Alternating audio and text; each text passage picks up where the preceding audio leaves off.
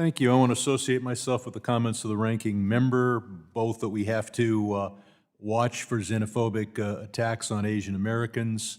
We're here to talk about the Chinese Communist Party. And second, that the most important thing we can do is manage our own economy well, and that starts by paying our debts. Our economy is already being hurt by this talk of default and not raising the debt limit.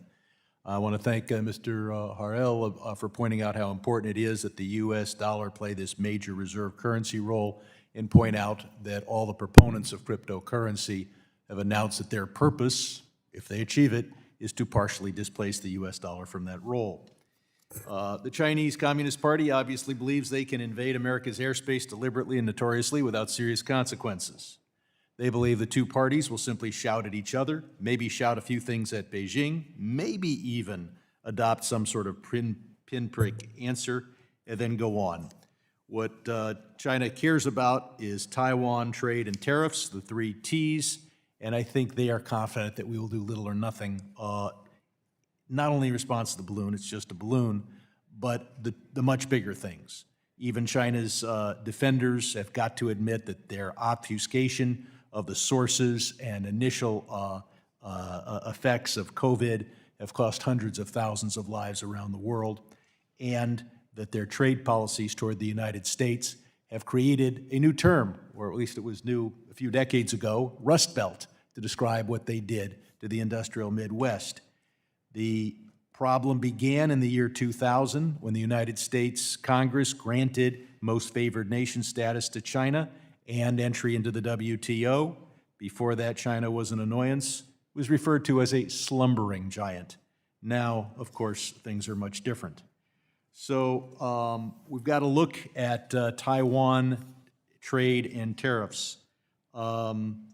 We should, Congress should act to allow Taiwan to buy defense items that are still stalled in the administration, and we should provide that we immediately and without an executive waiver deprive China of most favored nation status if it invades or blockades Taiwan.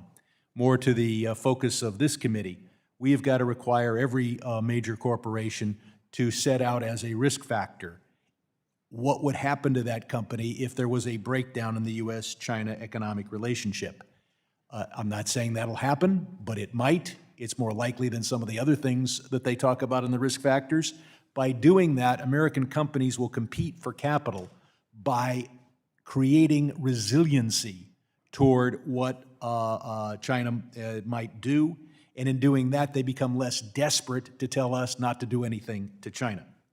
And if we do anything serious at all, we need to have an automatic, say, 20% tariff on all Chinese goods if they retaliate against us for anything we're doing.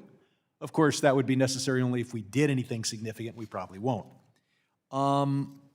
One thing that concerns me is China's ability to control the behavior of American corporations by handing out access to their market the way I hand out dog treats to my pet.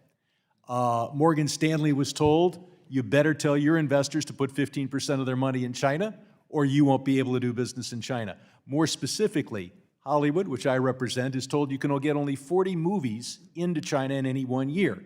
Well, what does that mean? That means that if you make a movie about Tibet, it's not going to show in China. That means if you make a movie about Tibet, none of your movies are going to go to China. And the CEO's pension bonus goes to zero if he doesn't lose his job or her job. So China controls what American corporations do. They also, therefore, control what their lobbyists do, so they have a control over what Congress does. Mr. Harrell, one proposal, and this would be rather extreme, would be to say that we impose a tariff on Chinese goods, collect a fund, and award that fund to those companies that can show that they've been unfairly treated by China. So that if you can't get your movie into China because you made movies about Tibet, or you won't recommend to your investors this or that China wants, instead of making profits in Beijing, you make your profits here in Washington by going to this board and getting an award. Comment. Thank you very much, and I realize I have just a couple of seconds. First, Congressman, I think you've started in exactly the right place. that we need to be putting pressure on companies to better understand their own China risks. Some are doing that, but not all of them, and more of them need to step up and do it.